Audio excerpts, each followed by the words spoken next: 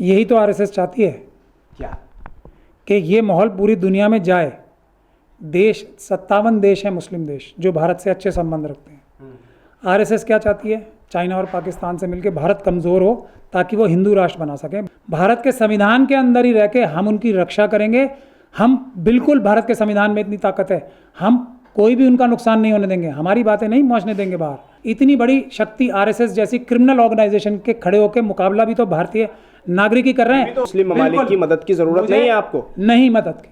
हम SC ST OBC minorities, हमारे देश का संविधान है, ऐसी आरएसएस के क्रिमिनल एलिमेंट्स को हम लोग अपने संविधान से पकड़वाएंगे, जेल में भिजवाएंगे। हम इन चोरों, बदमाशों, लुच्चों को जो कुछ वक्त के लिए किसी बड़े पद पे आ गए, भारत का संविधान और सिस्टम इतना कमज़ोर नहीं है कि हम इन्हें लूटने देंगे।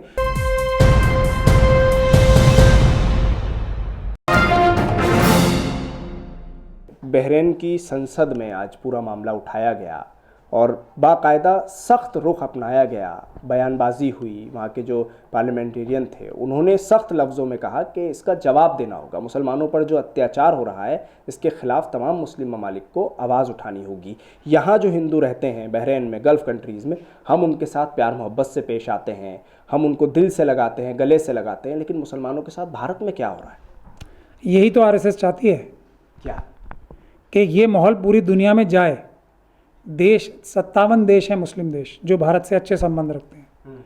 आरएसएस क्या चाहती है? चाइना और पाकिस्तान से मिलकर भारत कमज़ोर हो ताकि वो हिंदू राष्ट्र बना सके। भारत की जो आईनी व्यवस्था है, संवैधानिक व्यवस्था है, वो कमज़ोर हो।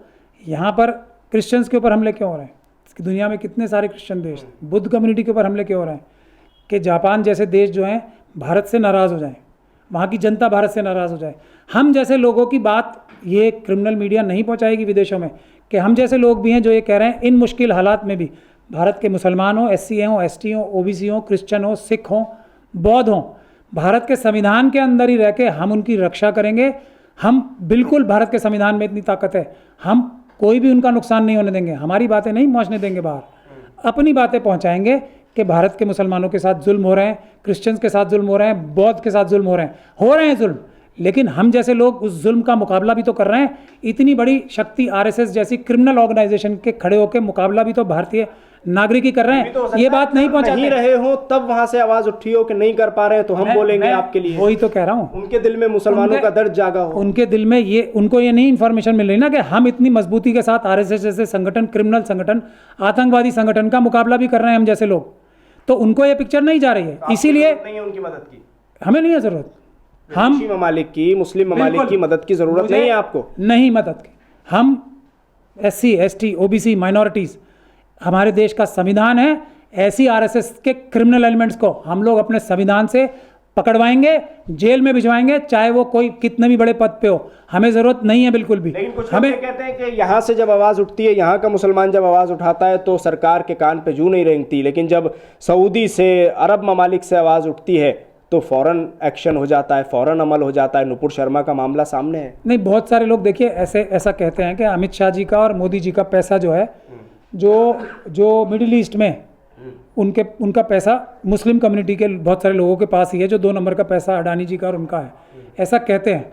तो हो सकता है कुछ वहाँ के जो पॉलिटिकल हालात बनते हो उसकी वजह से कोई उनके ऊपर फ़ोन वोन करते हो कि भाई ऐसा मत करो वरना आपके पैसे को यहाँ नुकसान हो जाएगा, तो उस अपने ज़ाती मफाद के लिए करते हो। लेकिन हम लोगों को SC ST OBC माइनॉरिटीज़ के लोग हम इकट्ठे हो रहे हैं। आरएसएस जैसे कितने भी क्रिमिनल संगठन आए हम उनको टैकल करेंगे, लेकिन इनकी साजिश यही है आरएसएस वालों की कि विदेशों में भारत का नाम बदनाम करें, भारत के संविधान का नाम बदनाम करें, ये दिखाएं कि क्रिश्चियन, सिख, बौद्ध और मुस्लिम्स के साथ ज्यादती हो रही है, ताकि भारत के प्रति लोगों का जो प्रेम हो। नहीं, हम लोग टैकल नहीं कर रहे क्या? अभी देखिए ना, मस्जिद में हुआ, हमने जाके टैकल किया। अभी जजों के ऊपर हमला हुआ, हमने जाके टैकल किया, अरेस्ट किया, पुलिस को पीछे हटना पड़ा ना भारत के संविधान की वजह से। तो टैकल करने के भी तरीके हैं ना। हो रहे हैं, मैं नहीं कह रहा ऐसा नहीं हो रहा है, बिल्कुल हो रहे हैं, लेकिन हमारे जैसे लोग रोक भी तो रहे हैं ना। तो ये भी बात जानी चाहिए बाहर के लोगों को ये समझना चाहिए कि भारत एक इतना बड़ा देश है, भारत में इन्वेस्टमेंट ज़्यादा बढ़ानी चाहिए। हमें इस बात की ध्यान रखना चाहिए, ये समझना चाहिए कि अडानी को हम पूरा देश नहीं लूट लेंगे। आज जो इन्वेस्टमेंट देश में कम हो रही है, अमित शाह जी की वजह से कम हो रही है, मोदी जी की वजह से कम हो रही है, आरएसएस की वजह से कम हो रही है। तो हम लोगों को ये कहते हैं कि हम लोग भी यहाँ हैं, हम इन चोरों बदमाशों लुच्चों को जो कुछ वक्त के लिए किसी किसी बड़े पद पे आ गए, भारत का संविधान और सिस्टम इतना कमज़ोर नहीं है कि हम इन्हें लूटने देंगे। आप देखेंगे अडानी जी जेल में होंगे, आप देखेंगे अंबानी जेल में होंगे। ऐसे जो भ्रष्टाचारी देश की व्यवस्था को लूट रहे हैं वो सब जेलों में मिलेंगे। आप लोग भरोसा रखें, भारत में इन्वेस्टमेंट करें, आएँ, पूरा व्यवस्था देखें। भारत में हम लोग किसी भी हालत में भारत की न्याय व्यवस्था, कोर्ट के लिए बचाने के लिए हमने इतना बड़ा प्रदर्शन किया ना, तो जजों को भी हम हौसला देंगे, अपनी सब संस्थान बचाएंगे। भारत के ऊपर भरोसा रखें, भारत में आए।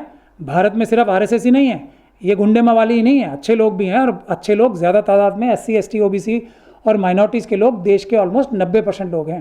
चलिए, शुक्रिया बातचीत करने के लिए। सुप्रीम कोर्ट के वकील महमूद पराचा हमारे साथ इस वक्त मौजूद थे। दिल्ली से कैमरा पर्सन फैयाज हुसैन के साथ न्यूज़ MX के लिए साहिल नकवी।